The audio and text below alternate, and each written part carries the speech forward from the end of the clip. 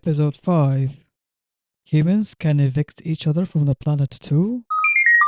While going through so many trials and tribulations of trying to fit in, I keep reminding myself that it is normal to be weird and that being an alien on this planet is absolutely fine. However, I have encountered a few practical issues. One is accommodation. So where do I stay? And the other, how do I validate my 3D existence on this planet exactly? Which is why today I tend to a very human with a very humanity-oriented compass. Human ladies and human gentlemen, web developer and contemporary fine artist Diane Wallace. So the alien now has thought, you know what? There is a glitch on this planet and with these humans, but the alien has started liking these humans. And so how do I blend in? How does an alien blend in? Because it's already a weirdo and somebody different, but how do they blend in? And then the philosopher said, well, if you really want to blend in with the humans, you have to be nasty, selfish, greedy, and not care about the rest. Oh, I know. And I don't agree I know. with that. I don't. I know. Agree This with is. that. I like people. Yeah. So this is going to be more. This is going to be interesting. Yeah. I But this is what the alien. This is why the alien said, that doesn't fit my narrative. Doesn't fit my mission on here. I thought it was supposed to be nice to people and find out what the problem was and solve it. So the philosopher told me that otherwise I have to just go and isolate myself and live a happy life on my own. But I thought that I can do that, but still I won't be able to help people from a distance. Right? Here I am, sitting in front of you, because a little buddy told me that I can talk to an artist who also dabbles in social advocacy. And today I'm talking to you, Diane Wallace. And just please first enlighten me on the color of hair, and then on your practice. So at the moment, my hair is a sort of pinky dark red. Okay. And what was the other thing? And your practice. Oh, my practice. So my art practice, I paint figurative but expressionistic paintings because I'm very interested in people. And the reason why they're expressionistic is because I always like to explore something deeper in people rather than sort of what their outward appearance is. I hope that my art actually tries to look at something that is within them and brings that out, so that people hopefully engage with the people that I paint on a deeper level, and at least are curious, and hopefully feel some connection. Right. So you've been doing my job, but through art. Hopefully. You're trying to understand humans as well as I am. Hopefully, yes. I try. But yes. I think rather than trying to understand humans, I think that what I try to do is empathise with them. So sometimes you can't always understand people, but you can often empathise with them without fully understanding them. If that makes sense. It does. But the previous humans that I spoke to had said that, it's probably not a good idea to sort of affiliate yourself with a bad human. How can you empathize with a bad human? Oh, a bad human. I mean, luckily, I haven't come into personal contact with a lot of bad human beings. Of course, I am very well aware that bad humans exist, or at least humans that do bad things, unspeakable things, some of them. So I would guess that they would be classed as, kind of bad. They would be classed as bad human beings. But in my day-to-day life, I would say that I have sometimes come into contact with complicated human beings, maybe, human beings with, sometimes people can be sometimes people can be dismissive or rude, but actually that's not usually the whole sum of them. And you might be meeting them on a bad day, and they're actually, once you get to know them, quite nice people. I'm not talking about there is a lot of people as well that spend their lives doing kind of like bad things. Luckily, I don't actually personally come into contact with those people. Of course, I know they exist, people that have a lot of power over a lot of people. Governments, kind of often act in a despicable way, and people within those governments act in a despicable way. I'm guessing that they don't consider themselves bad people. This is what I was so confused about the chat I had with the philosopher John Sellers. So some people can be Stoics and others Epicureans, and they can put up with some bad people like your humans on top. but if you humans keep letting that happen, whatever those humans on top do to you, that this is why the glitch will be so self-perpetuating. But this is why. But this is why I believe that actually people coming together is very important to fight those people that are at the top, that are very powerful, that are doing things that harm a great number of people. I believe that the strength then comes from the people who on their own don't have a lot of power, but people coming together is much more powerful. And if you can rally people to come together, then you can stop those people at the top, from doing some of the bad things. I'm not saying it's easy, but I am saying that this is, I think, the most effective way that you can, gain rights and change things. The difficulty is rallying people. That's always difficult because people are told that they're powerless, and they see in the world that they feel powerless. And what you have to do is actually explain to people you're not actually as powerless as you've been told.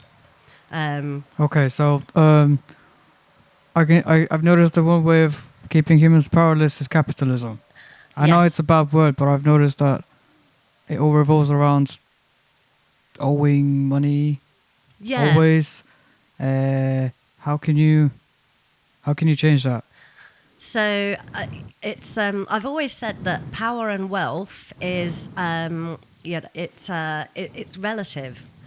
So a system like capitalism disadvantages a lot of people, because it's only by disadvantaging a lot of people that that the people that amass power and wealth are more powerful and more wealthy. So the way to mitigate that is to try and spread wealth and power more evenly. So this is how you confront a system like capitalism. It's all about a fairer distribution of those things, and there are, obviously there are, there are different belief systems, different ways that people explore in trying to redistribute those the power and wealth. You have socialism, communism. Democracy is also supposed to be a way of at least distributing power. And there are lots of ways that people try to achieve this, but at the end of the day, that is how you improve the lives of the majority of people, is by a fairer distribution of power and wealth. But it sounds great. It sounds great. But I'm just wondering, and I've seen enough, maybe, how hasn't it not happened yet? It hasn't happened yet because the people that have the power and wealth spend a lot of their time, money, and power trying to make sure that people don't actually realise that there are ways that they can challenge this. There's also, also a lot of people are mollified, where they're given just enough. to kind of people kind of a lot of the time think, well, I'm okay. I'm not going to rock the boat. I don't want to lose this little bit, or I don't want to lose this little bit that I've got. And society is kind of set up to make people afraid of losing what they do have.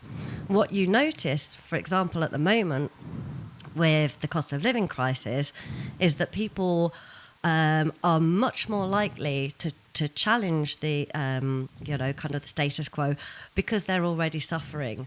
Once you get to a certain point where you feel like you've got less to lose, then you're more likely to challenge the system because your needs are being met less and less. And there's a tipping point where people suddenly go, I'm going to fight the system because they're suffering.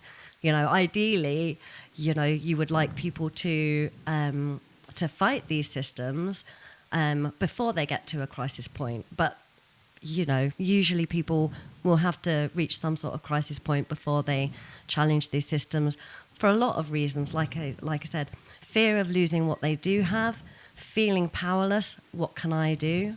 Kind of there's a sort of apathy. So it's a combination of those things. It just baffles me that a group of humans wouldn't want another group of humans to be as happy as they are. And I just remember, for example, John Sellers telling me yesterday,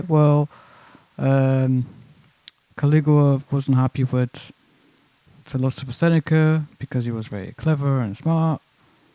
And then ultimately, Emperor Nero of ancient Rome ended up sentencing Seneca to his death. And also Socrates was sentenced to death because he was different and, let's say, weird and was helping people. So how come humans just decide to be not so good to other humans when they offer them help? Where does this come from? So that I think that's rooted in fear. So I think that it's people at the top, they definitely don't want to lose what they've got. They don't want to share because then they'll have less. They'll have less power and they'll have less wealth. And like I said, the people lower down, they're often convinced that these people are also a threat to what they have, even though what they have is a lot less. They're encouraged to believe that actually this is also a threat to you. I mean, if you look at some of the things that people say about migrants, a lot of the arguments around it are they will take from, and it's usually people that this is said to as people that don't actually have that much. They're saying these people are threatening what you have. That small slice of the pie, if they come in, they're going to take your small slice of the pie.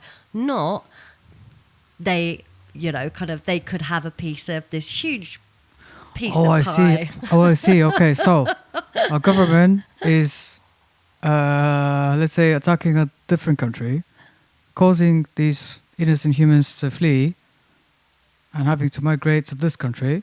Exactly. But then they use it as a weapon against people's fear. They play on people's fear. It's called divide and rule. And it's been used through history all over the world. Like I said, it's all about fear. They realize that every time that tool has been used, an empire would last around 200 years and they would collapse. Yes. When do you think this would collapse? I think actually quite soon. I think we're in the end. I think that we're in the end days of Western capitalism. I think that it gets to a point where it's so unbalanced that it can't survive. It overstretches itself. It consumes itself. Capitalism consumes itself in a lot of ways. You have to keep people to get richer and richer. You have to take more and more from the people at the bottom, and in the end, it can't sustain itself. Also, we're using more resources than we have. We don't actually have a finite set of resources. We only have one. We only have one planet. Where the idea of exponential growth is unsustainable. Capitalism needs exponential growth, which is impossible unless we find other planets that we can exploit. Wait. Hold on.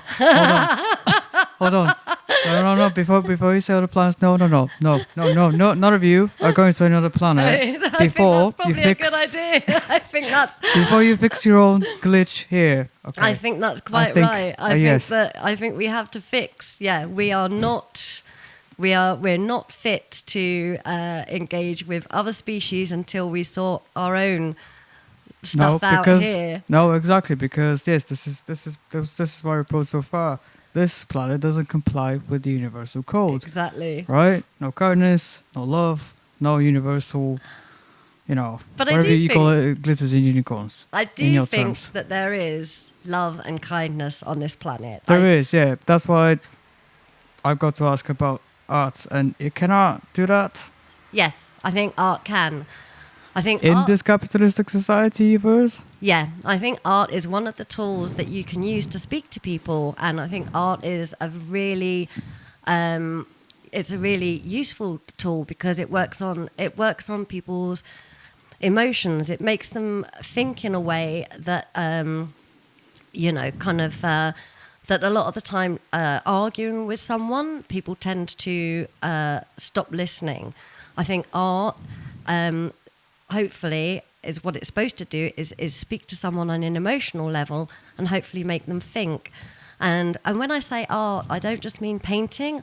I mean literature, theatre, film, music, all of these are I think, a really good way of opening people up to ideas that maybe they wouldn't be receptive to if you were just sitting down arguing with someone. So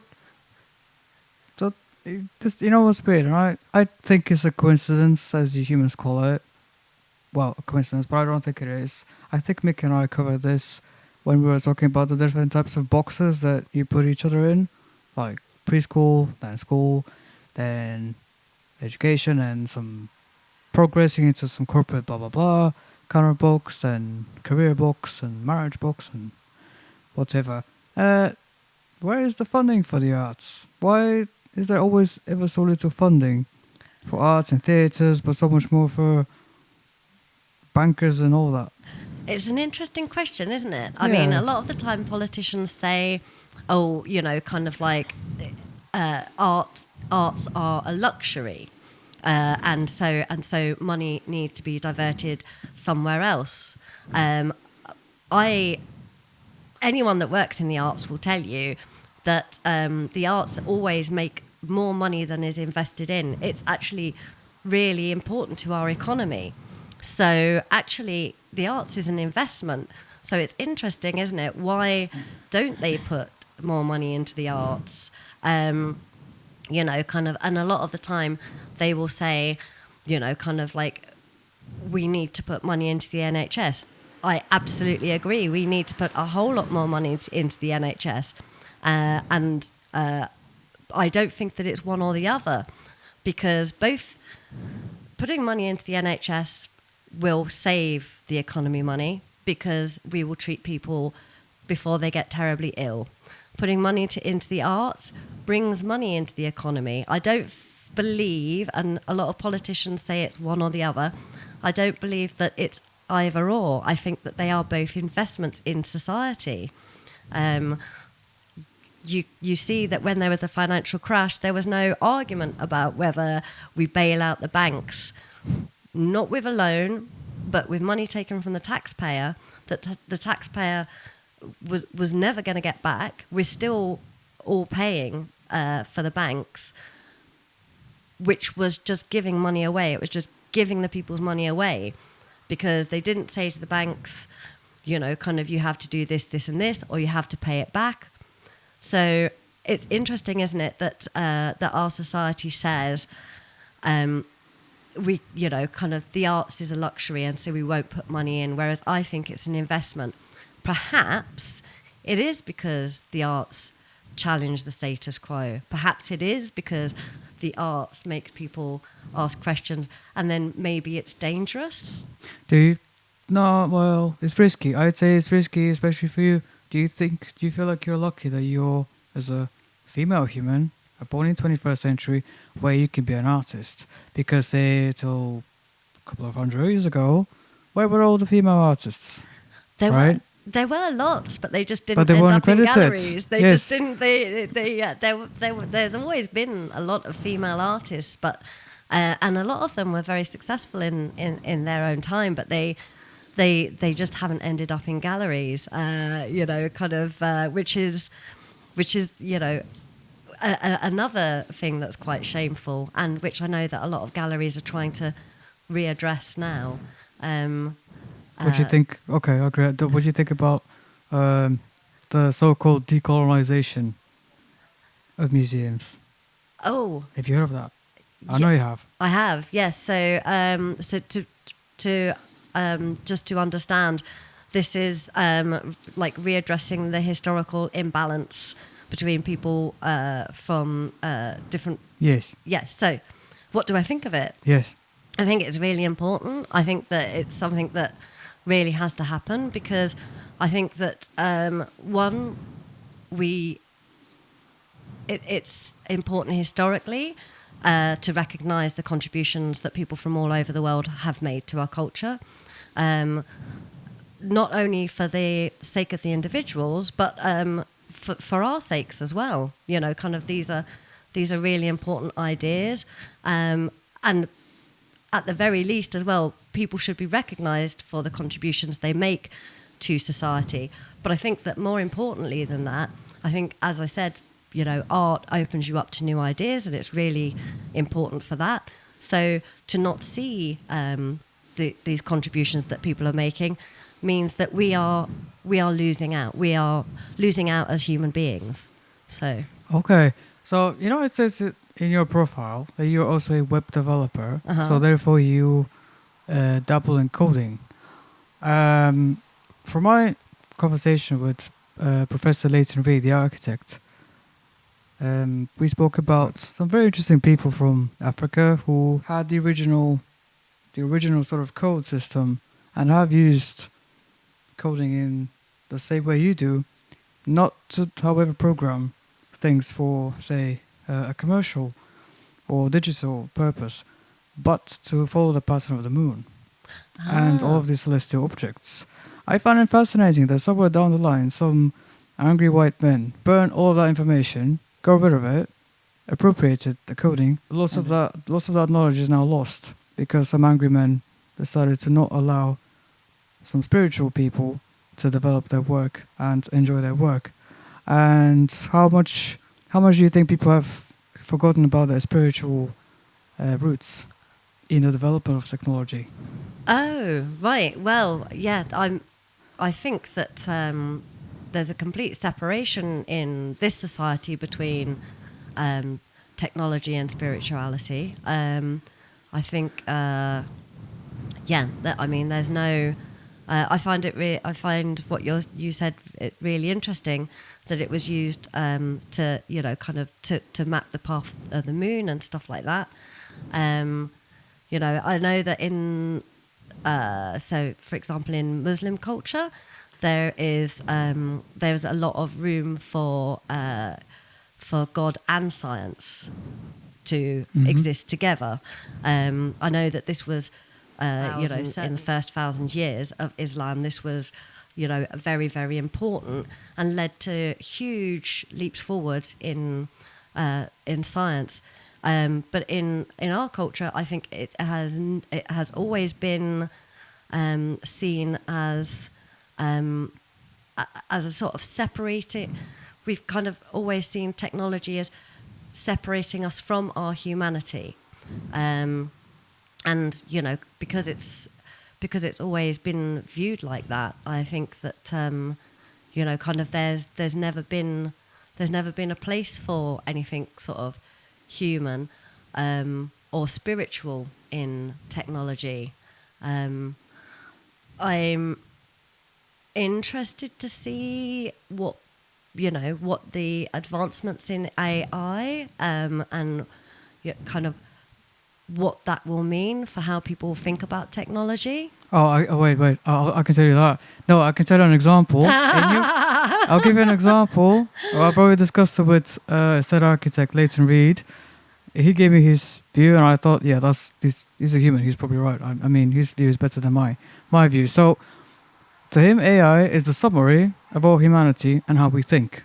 Because I initially thought I should accuse AI of not having a sense of humor. Why? Hear me out. So people have been asking Google, your massive major search engine, they've been asking Google how to get through a depressing corporate job.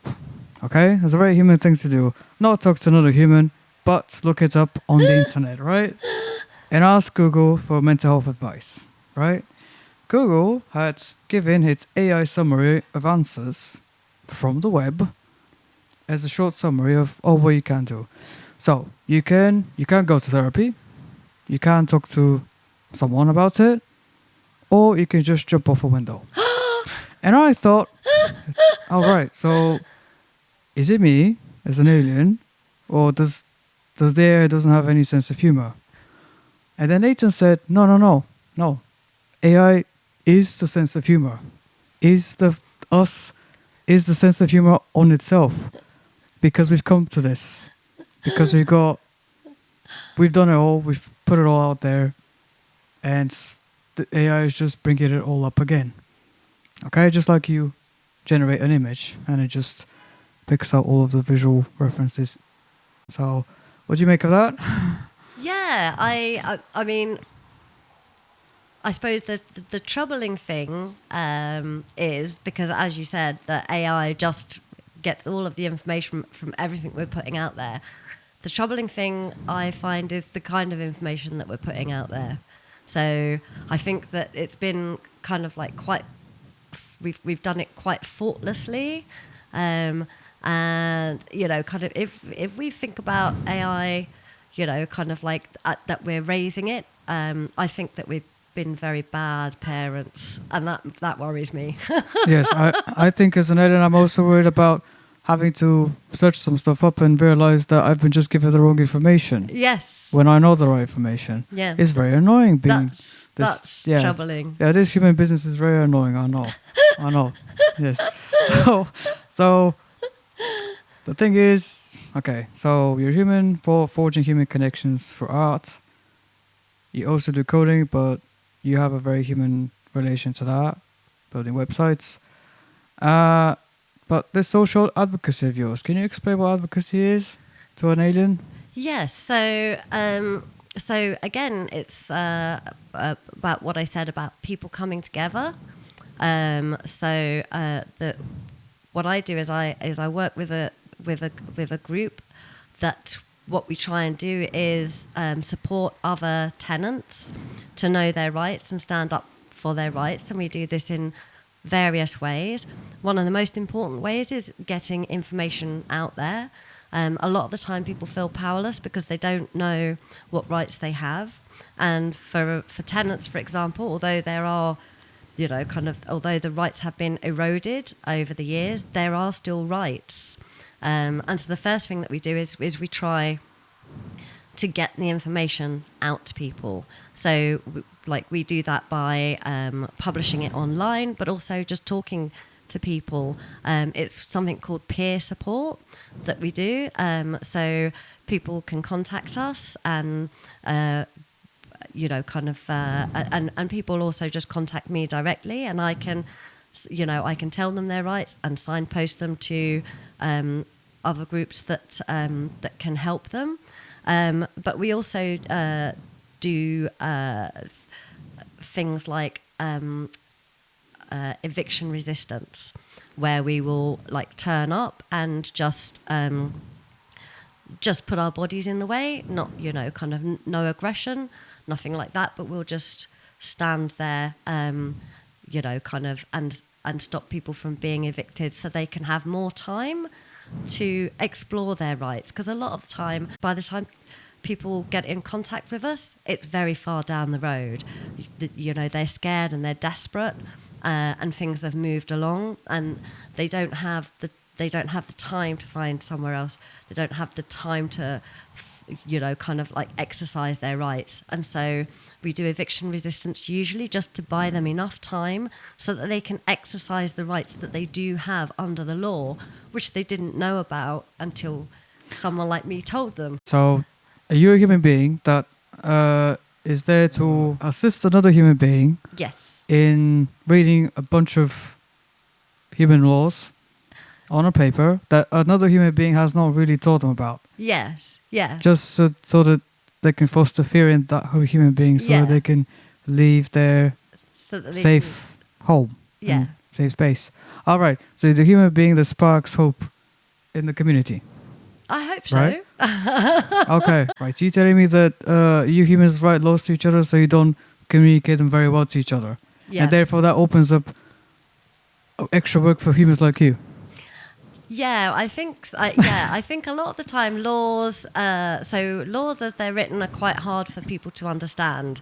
So Is it? But is it because a bunch of humans don't want them to be understood, or they don't make an effort to make them friendly? I think because of the law system that we have, I think that the laws are sometimes written in a way that's very complex. Because kind of part of that I think is design, and part of that is just so that it works within our legal framework. But kind of like, and a lot of the time there's a lot of information to wade through, and so what you actually need is human beings that can translate these laws in kind of the relevant parts of those laws into language that most people can understand, rather than legal speak, which, like I said, part of it's design, I think, to keep it opaque, let's be honest, and part of it is so that it does work within our legal system. It has to work within the courts.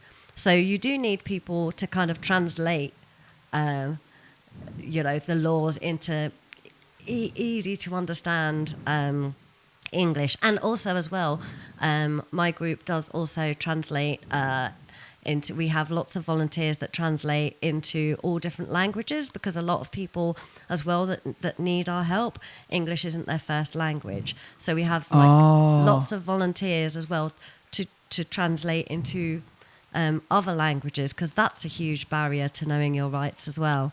The humans are very more complicated. There's 3 laws in the universe: love, peace, and universal unicorn and glitters kind of community. So, okay. Right.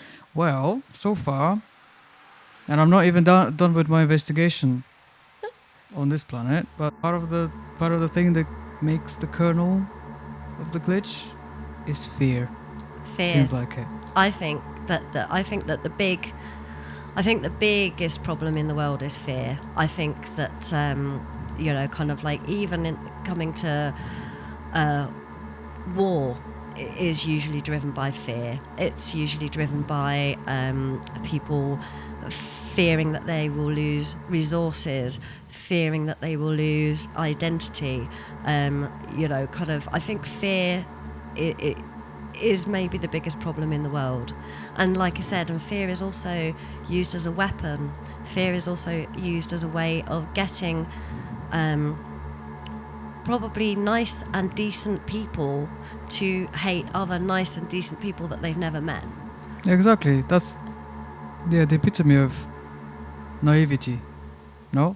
I think so. I think I'd say, yeah. I have the right to say that. I think Yes. it is. I think it is naive. The more that I think traveling and meeting people, learning about different cultures and stuff is really important.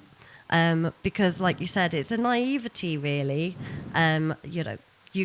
You fear most easily what you don't know and what you don't understand. The more you know, the more you learn, the more you understand, the less frightening something is. I am terrified of wasps because I've never been stung by a wasp. Okay. It's probably not that bad. The day I get stung by a wasp, I'll go, well, that wasn't that bad.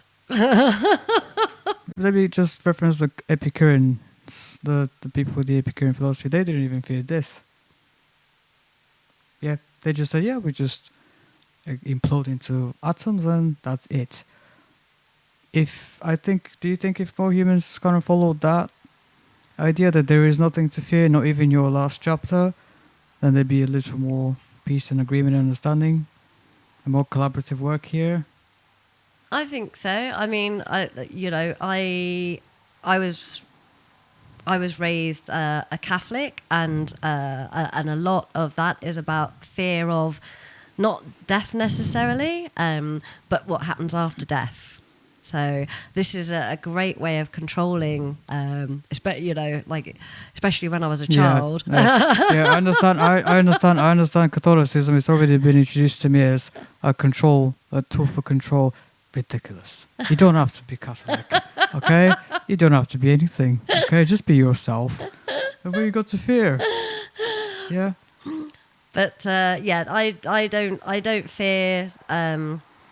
I don't actually believe in an afterlife. Not when I say I don't believe in an afterlife, I don't believe that after I move on from here, I don't believe that I will be, kind of the same human being that I am. Kind of like you said, like atoms, like going out into the universe or whatever. This is nothing to fear. I think that, kind of fear is a very human thing. I don't believe that when you die, you stay a human being, and so all of those fears are meaningless. So this is quite a liberating thing, I think. It also, I think, is why I am so determined that the world should be better, because I believe that this is it. This is our human experience, and if it's horrible for people, that's unforgivable, because Yes. in my belief, this is the only human experience they will ever have. So if we leave people to suffer, starve, die, war, injustice, this is an unforgivable thing to do to another human being. Yes, and you're all part of it. Yes. All of you. Yeah. Everybody's complicit. Yes. Diane, thank you so much for today's talk. Yes, Brianna. Yeah, thank you so much for shedding light on what it means to be an advocate, an activist, and just another lovely human being. Thank you. Thank you. Okay, I didn't realize it was going to be so challenging being human. I didn't know that humans compare each other to each other based on things called income and money and the right and chance to be able to live and to be able to afford to live. I didn't know humans were so focused on somehow the security, the social security and security of being in a society, that they would evict each other from their own homes and places they would call home. Nowhere else in the universe do you see this. As I've already told you a few times, the entire universe functions on love, peace, and harmony. Nobody gets evicted. No soul's frequency gets shut off, shut down, and kicked out. Where would you go? There is only one universe. So, here's the deal. I need to stay even longer. I didn't know humans were so difficult, to understand. Join me next time when I look at universal human values, universal human rights, and what constitutes human freedom on this planet. What allows people and humans to be able to stay and not get evicted. Join me in understanding a very interesting concept, universal basic income, with my special guest, Guy Standing.